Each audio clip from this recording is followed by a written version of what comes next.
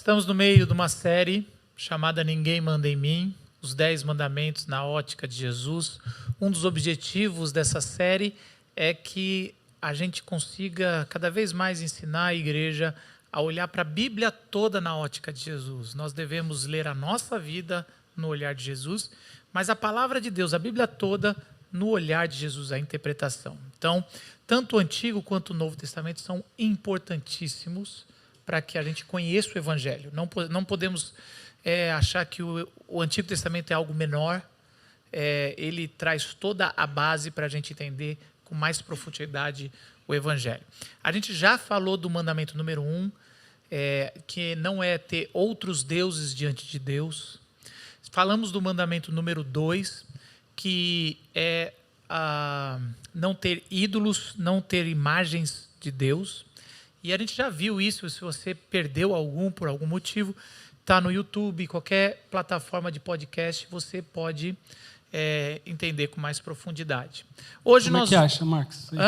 Como é que acha? Só digitar Comunidade da Vila e aí você acha lá e bota esse aí, Ninguém Manda em Mim, ou os 10 Mandamentos da ótica de Jesus. Chama Cozinha da Mensagem. Ah, tá, é isso que você quer dizer. Esse é o Marcos, nome do podcast. Sai toda segunda-feira depois da mensagem ser aqui, tá bom? Não, mas na verdade... ok. Vocês entenderam, gente? Vocês entenderam o que é o Cozinha da Mensagem? Não, é porque ele atravessou, ele que errou. Eu estava falando como achar a pregação. A Cozinha da Mensagem a gente vai falar durante a semana. A pregação você encontra, não chama Cozinha da Mensagem. Mas se a Cozinha da Mensagem sai segunda... E você vê que eu estava indo... Eu falei, eu estou errando alguma coisa. Cozinha da Mensagem é a gente, durante a semana aqui, discutindo o que a gente vai falar aqui no domingo. Aí são os bastidores. E a cozinha por quê? É mais confuso, tem todos os elementos e tal. Aqui é como se fosse a sala da mensagem. Né? A gente trouxe para a mesa aqui... A mesa, o prato pronto. O prato pronto. Prato pronto. É interessante que hoje é o mandamento número 3, que é não usar o nome de Deus em vão. E nomes, muitas vezes, são títulos. Hoje em dia, nem tanto. Hoje em dia, principalmente eu, Paulo, que viemos de família que não tem nome nenhum. Então, assim, Nazaré não quer dizer nada. Pode vir alguma coisa boa de Nazaré? Pois é. Acho que não. Pensando em mim, eu acho que não. Botelho. Não dá. Não tem da hora. É só o trocadilho que todo mundo faz, que você fica com raiva já hoje em dia. Mas, assim... Mas quando você vai pensar em nomes na política... Tem estado que você tem um nome que, opa, essa família manda. Estados que o sobrenome mandam. Tem na economia, tem nomes que você fala, é da família tal, é da família tal. Metade da Paulista é dessa família. São nomes importantes que carregam todo um título. Ou quando você vai para o esporte, esse sobrenome, rapaz, Arantes no futebol deveria abrir todas as portas, né? Se você é da família tal, esse cara aí, essa família tem habilidades aqui extra. Não, no tempo antigo isso também era. O nome é um título que se dava e é um título que carrega algo muito forte. Então, quando você era de uma dinastia de reis, você ganhava o nome do seu pai, porque não tinha sobrenome, você ganhava o nome do seu pai segundo, terceiro, quarto. E a gente pensa, se eu fosse o nome do meu pai quinto, coitado, é o quinto, né? Mas isso, quanto maior o número, mais se provava quão longe está indo o nome da sua família, quão importante é esse nome. Com o tempo, a gente começou a jogar isso no sobrenome, né? Então, o nome é uma coisa, então, tanto que lá fora se fala muito mais o sobrenome, quando quer dar um peso de um jeito formal, mas os sobrenomes ficam. E na nossa cultura, o sobrenome também não ganhou mais peso e a gente agora jogou para o título. Então, tem advogado que você tem que chamar eu de doutor. Aí você pergunta, fez doutorado? Não quero arrumar nenhuma briga. Mas tem que... Não, tem que chamar de doutor. Doutor é o negócio. Ou tem pastores, que tem que chamar de pastor. Então, assim, em instituições, algumas presbiterianas, você tem que chamar o cara de reverendo. Se ele é o reverendo Botelho, Marcos Botelho. E aqui na nossa igreja... Quer que a gente chame ia assim? ser legal pra caramba, né? Até porque reverendo é digno de reverência. Gente, é um negócio que tirou o sobrenome, mas agora você tem um cargo que dá um título para você. Exagerou um pouquinho, né? Não, gente, título de reverência, assim, digno de reverência. E aí, aqui na igreja, a gente não costuma ter isso, a gente não quer isso. A gente acha que isso mais atrapalha, porque é um sinal de respeito, e é verdade, mas isso mais distancia do que aproxima. E a gente tem como nosso DNA aqui, já que eu estou falando bastante sobre esse negócio de aproximar, estar na mesma altura, trazer para a mesa comendo como todos iguais, usar exemplos nossos negativos e o positivo ser do outro. Então a gente não usa isso. Mas é interessante que quando eu faço uma coisa errada, quando às vezes eu falo uma coisa que não deveria falar com raiva, os meus amigos me lembram do meu título. Ô pastor, que isso? Ô pastor. Então é interessante que o título, mesmo que você não queira usar, outros estão te julgando pelo seu título. Não sei se você já teve isso. Ou não é evangélico, não? Ou irmão. Assim, quando você quer ver que alguém fez, você já joga um irmão. Você nunca chama ninguém de irmão, de varão. Mas nessa hora que a pessoa fez errado, ô irmão, tá tudo certo aí? E é interessante que... O que isso traz para nós? Que o sobrenome ou o título, ele tem privilégios, ele abre portas, mas ele tem responsabilidades. E ele está sobre você, querendo ou não. Você anda e, querendo ou não, as pessoas estão esperando o que é do seu cargo, o que é da sua fé, o que é do seu título. E é esse o assunto aqui que a gente vai tratar sobre não usar o nome de Deus em vão. Quero convidar a igreja para abrir a Bíblia, deixar aberta, em Êxodo 20, versículo 7. É o terceiro mandamento, e com isso, pedagogicamente, a gente vai ver se chega no final da gente sabendo de cor os 10 mandamentos, porque dizem que menos de 1%, isso eu estou inventando essa estatística, dos cristãos sabem os 10 mandamentos na ordem, algo muito importante, né, Gustavo? Pode ler. Vamos lá. Êxodo 20, verso 7, diz assim: não use o nome do Senhor, seu Deus, de forma indevida. O Senhor não deixará impune quem usar o nome dele de forma indevida. Em vão, né? Ou em vão, indevida. Que Deus ilumine a sua palavra, que a gente vai tentar debruçar agora e expor. A gente tem que voltar um pouquinho para entender algumas coisas do contexto do livro. Os mandamentos estão no segundo livro de Moisés, primeiro Gênesis, segundo Êxodo. Esse nome Êxodo é o nome que se deu em grego e ficou conhecido na igreja, que tem a ver com o resumo da história do povo saindo, um êxodo do Egito. Na versão do hebraico original, são as primeiras palavras que dão o nome para o livro. E a primeira palavra desse livro, esse livro no hebraico se chama Shemot, que quer dizer nomes. Os livros... Esses são os nomes. Esses são os nomes.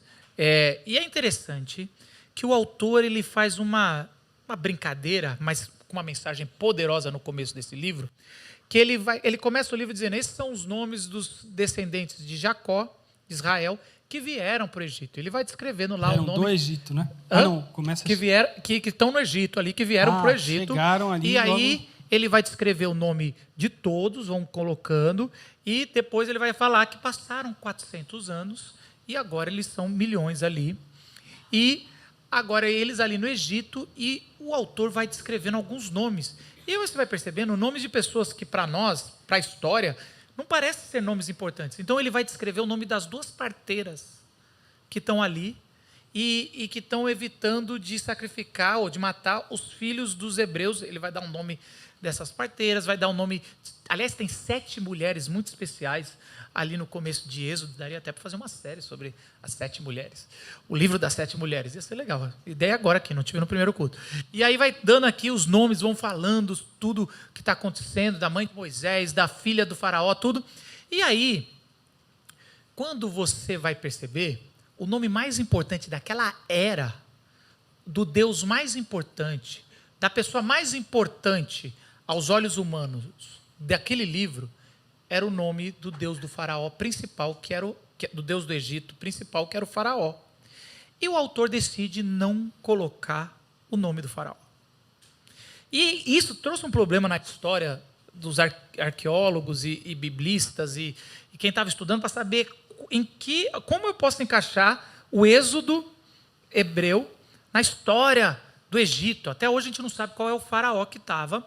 E porque alguns falam, será que foi os hebreus que construíram a pirâmide? Já está provado que não foi. Essas que estão aí não foi nenhum hebreu que construiu, pode ter construído uma outra que destruíram.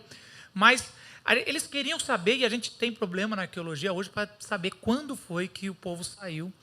E esse problema o autor está rindo, de braçado, porque ele fala assim, eu estou fazendo uma ironia, eu estou dando nomes para todas as pessoas menos importantes aos olhos humanos e tirei o nome mais importante da história. E aí, quando Moisés chega na sarça ardente, Deus revela o seu nome. E a gente não vai entrar no nome de Deus, mas, resumindo, tem dois resumos. Primeiro que lá na cozinha tem um pouco disso, né, na Paulo? cozinha tem a gente discute sobre isso, era isso que eu ia falar. Na cozinha, nosso podcast de bastidores, que a gente, se você quiser saber um pouco dessa discussão, a gente conversou lá. Mas o nome, ou então, vou fazer um clickbait legal aqui, no final da pregação eu vou falar o nome de Deus. Mas fique até o final, guarde a propaganda, e a gente vai no final, eu vou revelar o nome de Deus, e a Bíblia vai falar o nome de Deus, e a gente vai saber direitinho. Mas é interessante que ele revela o nome de Deus e fala, vocês agora, ao saírem e ao andarem, vocês vão sair, vão se tornar uma nação, a nação do povo de Deus, ou uma nação de sacerdotes. E vocês vão carregar o meu nome. E para eu morar no meio de vocês, vocês terão que cumprir esses mandamentos. E daí estamos no terceiro mandamento. O interessante é que quando a gente chega nesse mandamento e vai olhar o que ele quer dizer, parece não usa o nome de Deus em vão. É um negócio meio estranho, assim, parece só um zelo. Fica usando não, senão vai vir um fogo do céu e te fulminar, né? Mas quando a gente vai debruçar e quais são as palavras que Deus usou aqui ao se revelar, primeiro que eu queria dizer que todas as traduções são muito boas. As traduções, elas são boas, são equipes e equipes que decidiram traduzir a Bíblia. Então, o que você tem na mão é muito fiel e muito bom. Só que quando você faz uma tradução, quem sabe de uma outra língua, sabe que você tem que tomar uma decisão, um caminho, porque o espectro de um sentido é muito grande. Então, você toma um caminho. Os tradutores pegaram essa palavra chamada nassar e traduziram como tomar, pegar. Mas ela também significa carregar e ela também significa elevar, levantar, como uma placa que você levanta um nome. Então, isso tudo significa nassar. Então, você pode ser traduzido como não carregue, não levante o nome de Deus em vão. Aí você falou, Marcos, você complicou. Você tentando explicar, você complicou. Tava não tome, é legal, mas agora não carregue. Você não entende, às vezes a gente não entende porque não leu o texto todo. O texto todo está assim, eu vou morar no meio de vocês, e para eu morar no meio de vocês, vocês vão construir um tabernáculo, uma tenda móvel. Por que um tabernáculo? Não pode ser um templo, porque a gente vai estar caminhando e eu vou estar sempre caminhando com vocês.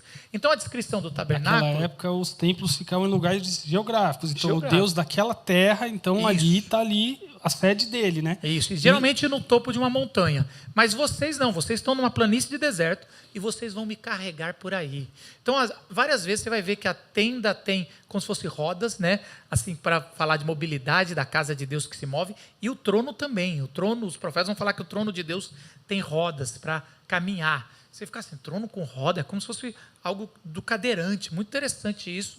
E por que isso? Porque eu sempre vou estar no meio de vocês. Então, aí faz um pouco mais sentido. Quando vocês forem se mudar, não carregue a minha tenda, minha morada, o meu nome em vão para algum lugar que eu não estou autorizando vocês. Porque a partir de agora vocês vão para a terra que eu te prometi, a terra prometida. Começa a entender um pouco mais. Então, usar o nome de Deus em vão, ou carregar o nome de Deus em vão, é fazer algo em nome de Deus, usando o prestígio de Deus, que Deus não autorizou ninguém fazer. É falar em nome de Deus, sem que Deus falasse, eu não falei nada disso. Ou é chegar num lugar e falar, estou aqui em nome de Deus, eu não pedi para você ir aí. Então a gente pode já parar aqui e entender que o primeiro mandamento, principalmente no Antigo Testamento, está dizendo, vocês serão um povo de embaixadores, representarão o meu nome, mas os embaixadores do nome de Deus não têm carta branca para fazer o que quiser. É isso que é o terceiro mandamento. Resumindo, é isso. Vocês vão carregar o meu nome, eu vou estar habitando no meio de vocês, mas vocês não têm carta branca para usar o meu nome em vão, do jeito que vocês quiserem. E se usarem, eu vou punir. E até você falou, o exemplo do embaixador é muito forte, né? Porque quando você está como representante de alguém, você vai fazer coisas que apontam para aquela pessoa, coisas que aquela pessoa ou aquele alguém ou aquela autoridade, coisas que refletem o caráter daquela autoridade, daquela pessoa, né? Então, nesse caso, tem muito a ver com isso. Onde vocês estiverem indo, vocês estão me levando. Né? Quase que assim, não é nem só para onde eu mandar, mas enquanto vocês vão, vocês estão me representando. E as pessoas estão olhando para vocês e, de alguma forma, dizendo, então esse Deus deles é assim, ó. Então, ele gosta disso. Então, o senso dele de justiça é esse. Então, o senso dele de amor e de afeto é esse aqui. Então, olha que pesado que fica isso, de alguma maneira, por um lado, né, quando você está carregando o nome de alguém e, de alguma maneira, mostrando uma coisa que não é aquele alguém. Né? E o interessante é, o que demoraria alguns dias para chegar na Terra Prometida, demora 40 anos. Por quê? O pecado do povo de Deus fez eles carregarem o nome de Deus em vão por 40 anos no deserto. Até hoje. Até hoje. E aí foi andando e aí durante a interpretação, a história do povo hebreu, eles falaram, vamos interpretar literalmente, porque literalmente talvez fique mais fácil da gente cumprir, porque desse jeito a gente já falhou na saída. A gente já errou do jeito que a gente carregou, não carregou para a terra prometida, onde a gente deveria ir. Os espiões já questionaram, já erraram, e a gente nem chegou a carregar o nome de Deus para o lugar certo. E aí, ao longo do tempo, começaram a falar, literalmente não vamos falar o nome de Deus. Eu nem sei se eles decidiram, né, Márcio? Eu não sei. Assim, mas é uma coisa que a gente faz. É mais fácil, às vezes, você pegar uma coisa ao pé da letra, né, e dizer, não, aqui eu me garanto, só que eu estou fazendo. E, de repente, não pegar o sentido, não pegar a essência daquilo. Né? Exatamente então, é um erro que a gente incorre também. A gente faz isso muito. E eles começaram a fazer. Então, eles começaram, quando iam falar o nome de Deus, na Bíblia hebraica, mudar para Adonai, porque é um jeito de falar Senhor. Aí eu não arrisco. Agora, presta atenção como é sutil isso aqui. Vocês lembram da primeira tentação da serpente no Éden? Deus tinha falado, não coma desse fruto. Quando eles vão replicar, e a serpente, ela está falando, olha, não coma e nem toque nesse fruto. Começa a aumentar o mandamento, porque vai deturpando. Então, não usar o nome de Deus nunca foi o projeto inicial. Não apenas, vocês vão ter o nome de Deus, não tem como não usar.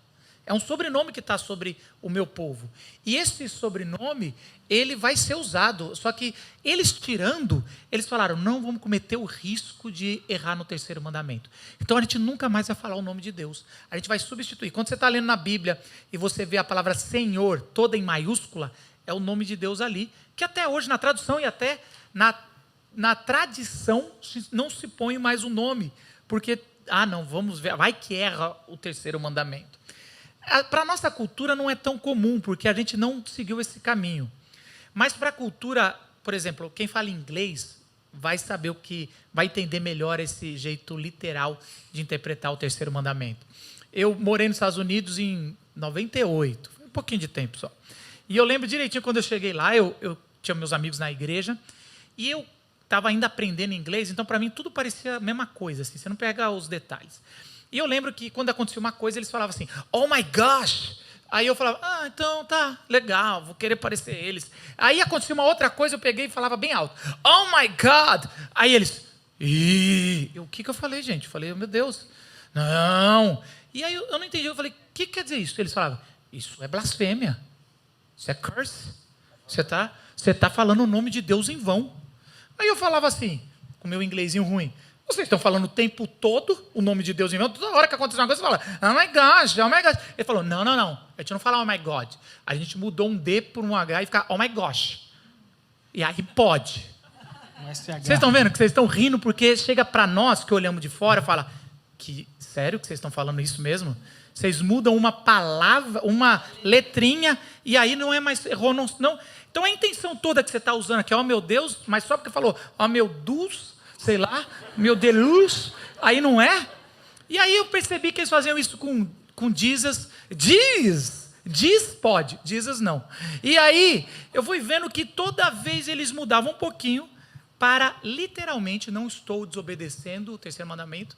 Mas não importa, porque eu estou cumprindo o terceiro mandamento, mas não importa como eu estou vivendo, que essa é a questão. Se você presta atenção, como é sutil a religiosidade. Você cumpre literalmente, mas não precisa cumprir a essência do significado. Você vive de qualquer jeito, mas não está cumprindo, não está falando o terceiro mandamento, que não está descumprindo, que é usar o nome de Deus em vão. Não, eu não falo o nome de Deus em vão. Eu aqui falo Deus, sei lá. E, cara, isso é muito, muito comum.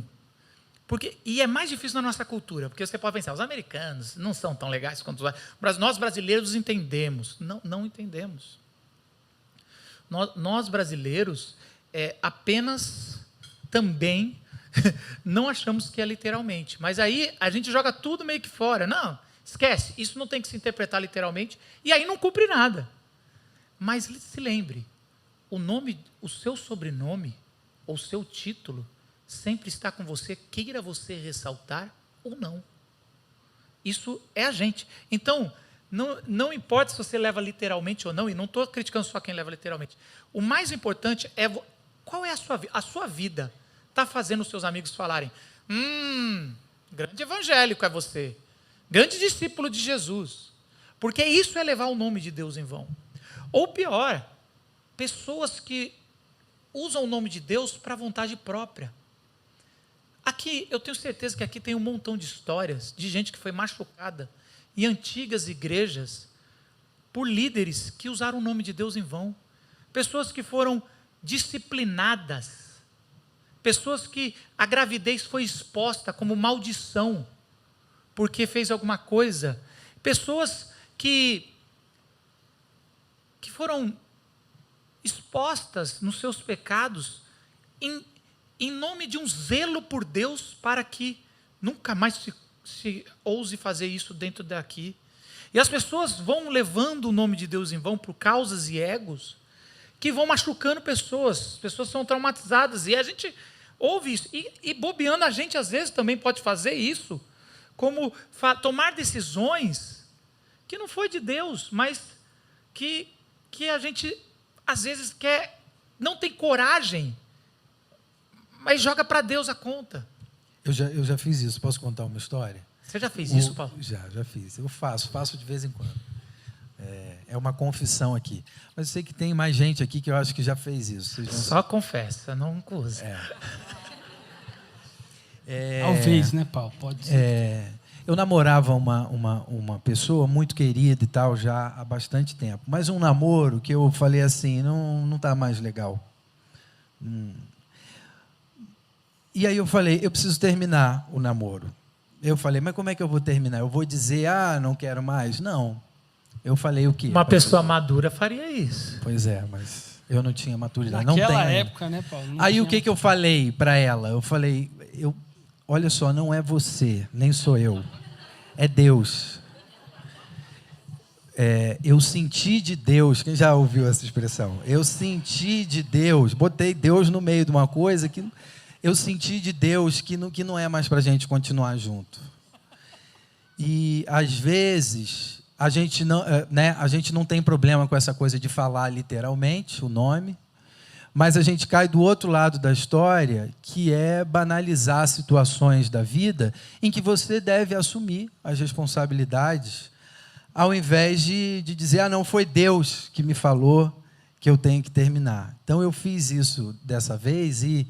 Enquanto você falava aí, eu estava lembrando, eu acho que isso, talvez, a gente tem casos mais sérios, talvez, mas isso, num grau ali, seja ele qual for, é usar o nome de Deus em vão, porque colocar a culpa em Deus, quando, na verdade, era uma relação que não estava mais legal e que não ia mais à frente.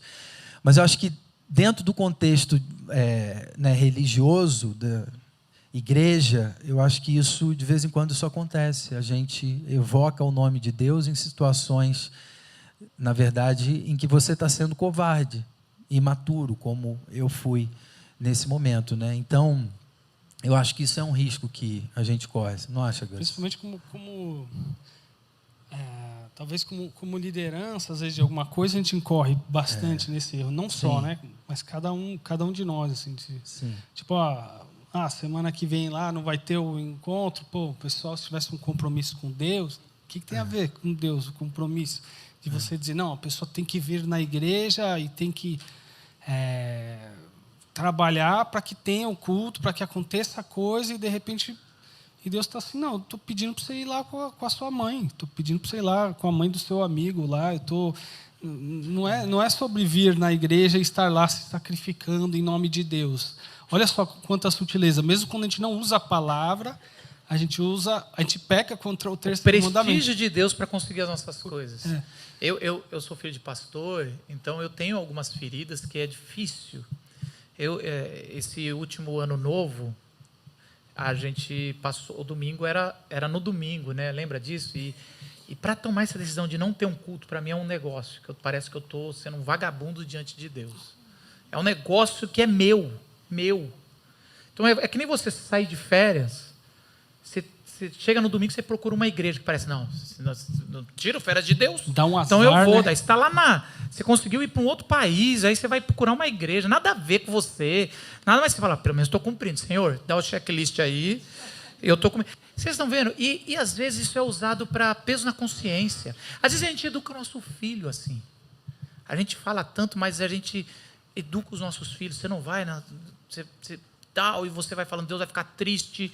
E às vezes Deus nem está triste. Você fala, Deus vai ficar triste de você largar a tua família num ambiente onde você poderia dar o testemunho.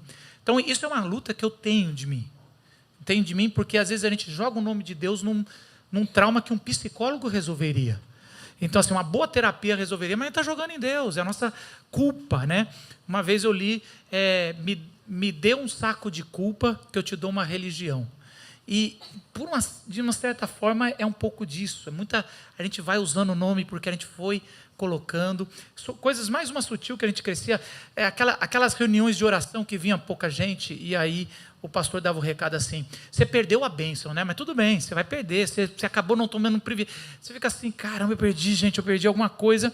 E não está errado, estou dizendo, só estou dizendo que isso às vezes vai usando culpa para a gente crescendo como se a gente tivesse sempre... caramba, eu estou sempre atrás, correndo dos outros irmãos, os outros irmãos estão melhores. E quando a gente chega no Novo Testamento, Jesus faz uma inversão.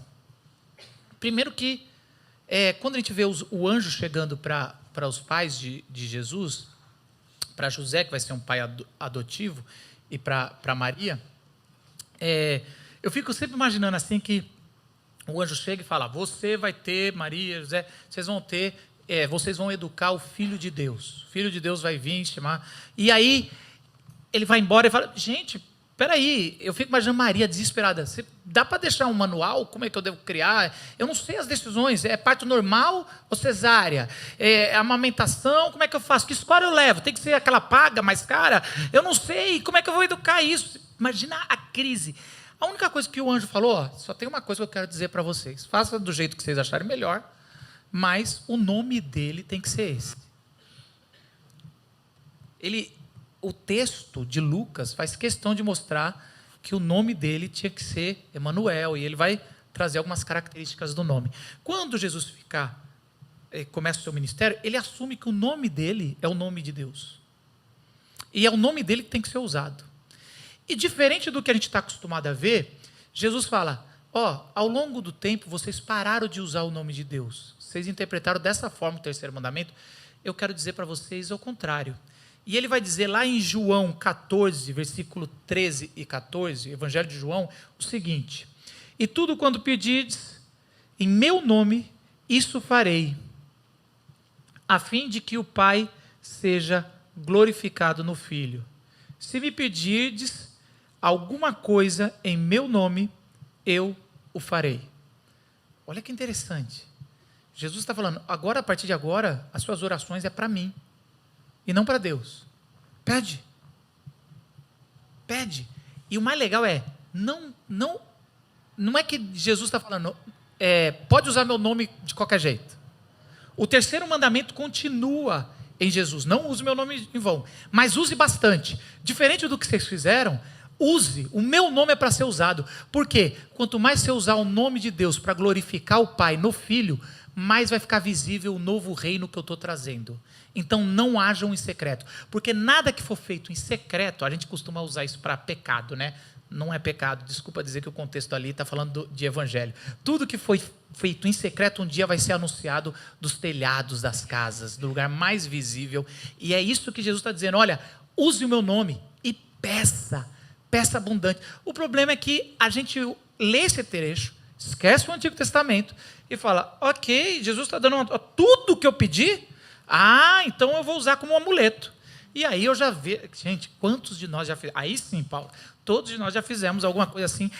Você chega naquele carrinho importado, que é o seu sonho, é meu em nome de Jesus. Aí você já vai para o texto de Josué, aonde pisar a sola do seu pé também é minha, eu já tomo posse daquela casa, em nome de Jesus. Aí você já puxa uma outra teologia, mas é um pouco pior, minhas palavras têm poder, eu determino, jogo Deus contra a parede, Hayugen, só falta você dar um golpe do Street Fighter, para quem não entendeu a referência aqui. Mas é esse o problema, a gente de novo usou o nome de Deus em vão. O problema de interpretar esse versículo dessa forma é que a gente usa o nome de Deus em vão mais uma vez. Então, se na nossa reflexão do Antigo Testamento a gente vê que os embaixadores do nome de Deus não podem usar o nome não tem carta branca para usar, a gente vai ver que os embaixadores do nome de Jesus não têm carta branca para usar de qualquer jeito. Então, não é que você tem que não... então eu não posso usar o nome de Jesus em vão. Não vou usar o nome de Jesus. Vou trocar o nome de Jesus. É para usa bem, usa direito. Faça o que ele faria nesse sentido, né? Não em meus passos que faria Jesus, mas naquela lógica de, se eu estou representando, o que Jesus pediria? Nesse sentido, né? Do caráter, que reflita o caráter de Deus. E não uma coisa simplesmente porque... aqui eu tenho um capital espiritual, eu tenho, né, uma abracadabra, uma palavra mágica que quando eu falar no final, aí Deus vai ser obrigado a me dar aquela coisa, né? Cara, até porque isso é muito usado pelas lideranças, né, religiosas, né, para manipular. A teologia da prosperidade, os pastores do palco dizendo, se você fizer isso, no nome dele e tal, você vai prosperar e tal. Só que no final das contas isso não vai funcionar. E aí você vai ter um monte de gente ferida, magoada, abusada, né, espiritualmente. Porque o nome de Jesus não é um amuleto. É quem é a pessoa de Jesus, é a mensagem de Jesus. Você não pega só o nome e você esquece tudo. Então você está usando o nome de Deus em vão quando você faz isso.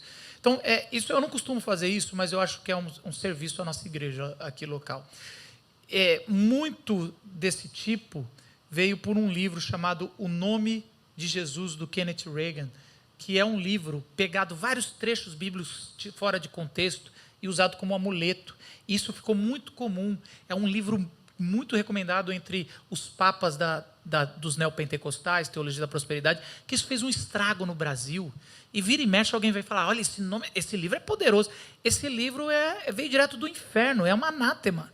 É algo que faz o contrário sobre o nome de Jesus. Você pega o nome de Jesus, você querer Jesus sem o caráter dele.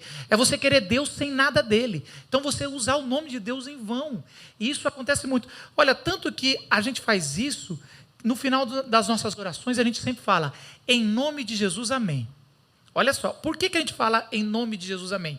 Porque a gente está dizendo assim, é quase como um checklist para dizer, de tudo que eu orei aqui, que o que for em nome de Jesus, o que for uma oração que Jesus estaria fazendo, que assim seja, amém. E o que não for, passa. Mas facilmente, a gente transforma isso num amuleto que é uma chave para abrir a porta de Deus. Então, às vezes eu oro e a gente não fala em nome de Jesus, alguém fala, mas pastor, você não falou em nome de Jesus, então você não deu certo ainda, você tem que ter a chave. Então, de novo, virou um amuleto. Em nome de Jesus, amém. Agora sim. Aí a gente usa o amuleto, mas não usa o que significa, que será que o que eu estou orando representa o que Jesus orava? Eu quero que você faça uma reflexão agora, das suas últimas orações. O que você está orando é o que Jesus estaria orando com você? Porque é interessante que nas histórias de Jesus, a pessoa está ali e Jesus fala, o que quer que eu te faça? Jesus, ele quase fala assim, me explique, vamos conversar. Eu não estou aqui só para fazer um milagre, eu estou aqui para mudar a sua vida. E é lógico que você pode orar por uma doença, você pode orar para ter um trabalho para sustentar a sua família, você pode orar para ter comida em casa, o pão de cada dia, essas coisas eu vou dar. Isso são orações legítimas, porque Jesus se envolveu comigo e com você, Ele se importa. E Ele já sabe, né, o que está no nosso coração. Não existe como, não, isso aqui eu não vou pedir, mas é aquilo que eu estou desejando. De alguma maneira, é como se eu fosse aproveitar a oportunidade para dizer, Deus, eu estou desejando coisas que vão fazer bem para mim. Né? Então, não é só, não, eu tenho a oração certa para pedir para Deus. Não, Deus sabe o que está no meu coração e eu estou convivendo com Ele ao ponto de Ele transformar os meus desejos. Aquilo que eu quero, de alguma maneira, ser transformado também. Né? Então, esse é o ponto. Não é tipo, se eu for pedir para mim, então eu não posso orar. Não é isso. Mas se eu estou pedindo só para mim o tempo inteiro, talvez tenha alguma coisa errada comigo, né? E Deus pode me transformar nisso. No Antigo Testamento a gente vai perceber que o terceiro mandamento é que os embaixadores do nome de Deus não têm carta branca para usar esse nome. No Novo Testamento, a gente vai perceber que os embaixadores do nome de Jesus não têm carta branca para usar esse nome. E aí a gente chega à conclusão que todos nós pecamos e já usamos o nome de Deus em vão. A gente já está no terceiro mandamento, a gente já viu que nenhum a gente cumpre. Vai ser assim, spoiler do resto da temporada. Então, o que cabe a nós é entender o que Jesus fez para conseguir resolver isso. O que Jesus ele fez de tão especial que a gente entra cumprindo o terceiro mandamento. E a gente vai perceber, tem uma carta de Paulo, que tem uma das poesias mais bonitas. A carta chama Poesia de Filipenses, que está no capítulo 2 da sua carta, que é cristológica. Todas as poesias de Paulo são sobre Jesus. É lindo. As poesias, sempre que você pegar uma poesia, pare e medita que ali tem riquezas profundas. E quando ele descreve que Jesus não se apegou a ser igual a Deus, mas ele veio, encarnou como homem, não só como homem, mas como servo, não só como servo, mas morreu morte de cruz. É uma escada mostrando tanto que Jesus decidiu servir a sua criação para resgatá-la. E aí, quando ele está morto, Paulo fala assim que Deus, olhando aquela obediência, ressuscita Jesus, falando o seguinte, versículo 9 a 11 do capítulo 2. Por isso, Deus o exaltou à mais alta posição e lhe deu o nome que está acima de todo nome. Qual que é o nome que está acima de todo nome que os hebreus sabiam desde o começo? O nome de Deus. Então, Deus colocou em Jesus o nome dele. Olha só que interessante. Para que o nome de Jesus, e é interessante que Paulo não usa o nome de Deus. Ele fala, para que o nome de Jesus se dobre todo o joelho nos céus, na terra e debaixo da terra, e toda a língua confesse que Jesus Cristo é o Senhor, para a glória de Deus, o Pai. Olha só que interessante. E a gente vai percebendo que, na verdade, não é que só que Jesus cumpriu o terceiro mandamento e não usou a vontade de Deus em vão e não fugiu da cruz. Ao se oferecer para a cruz, Jesus, ele cumpriu a vontade do Pai e usou o nome dele. Mas mais que isso, quando a gente vai perceber aqui, Jesus, a poesia de Paulo, Jesus é o nome de Deus encarnado. É a vontade de Deus encarnada. Se dá para tocar a vontade de Deus, é tocar Jesus. Ele é o próprio nome de Deus. O que ninguém ousava dizer, agora ele está visível e sendo tocado. Por isso que ele fala, eu estou aqui, vão em meu nome, sinalizem o reino. Quando Jesus ensinou a oração do Pai Nosso, ele falou assim, orem assim quando vocês quiserem orar. Pai nosso que estás no céu, santificado seja o teu nome, seja feita a sua vontade, assim na terra como no céu. Ou seja, a vontade de Deus estava sendo feita no céu, mas não estava na terra. O nome de Deus não estava santificado na terra, até Jesus vir. Quando Jesus veio, ressuscitou, em Mateus 28 vai falar, toda a autoridade me foi dada. Geralmente a nossa cabeça fala, mas você já não tinha toda? Agora eu cumpri. O nome foi unificado. A vontade de Deus foi feita na terra como é no céu. Existe um nome só que conectou esses dois mundos, E agora você pode viver em nome de Jesus, aqui na terra, já no céu, na presença de Deus pleno. E é em Jesus que nós somos conectados ao nome, o único nome que merece ser exaltado, ao qual toda a terra, todo aquele que invocar o nome do Senhor será salvo. Que essa seja a realidade na tua vida. Que nós não usemos o nome de Jesus em vão. Que não usemos como amuleto, mas que usemos como sentido da nossa vida. Que a gente faça o que a vontade do Pai quer. E que assim o nome de Deus seja glorificado na tua vida. Baixe sua cabeça e vamos orar.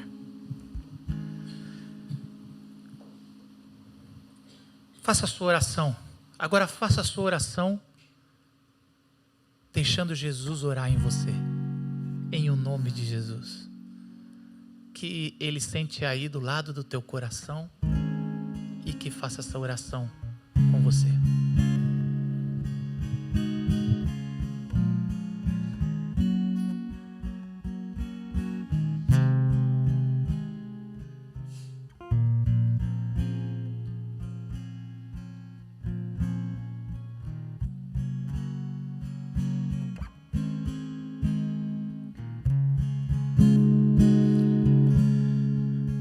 De coração, tudo que eu disser, um hino de louvor a Jesus de Nazaré. Se as palavras não mostrarem como é grande a minha gratidão, mesmo assim, Senhor, recebe o meu louvor, é de coração. Se as palavras não mostrarem como é grande a minha gratidão, mesmo assim, Senhor, recebe o meu louvor, é de coração. Vamos ficar em pé e cantar essa música? Não vou esquecer, não vou desprezar o amor que tu me revelaste ali pra me resgatar. Tu me conheces bem, sabes quem eu sou. Não há como me esconder de ti, tu sempre sabes onde estou. É de coração, tudo que eu disser, um hino de louvor a Jesus de Nazaré. As palavras não mostrarem como é grande a minha gratidão, mesmo assim, Senhor, recebe o meu louvor, é de coração. Que o nome de Deus, esse Deus amoroso, possa estar estampado no teu coração. Que o nome de Jesus, esse nome gracioso, esteja visível na face de cada um. Que o nome do Espírito Santo, o Espírito de comunhão e consolação, esteja sobre a sua igreja, hoje e sempre. Amém. Deus abençoe, tenha uma boa semana e a gente se vê nos pequenos grupos durante a semana.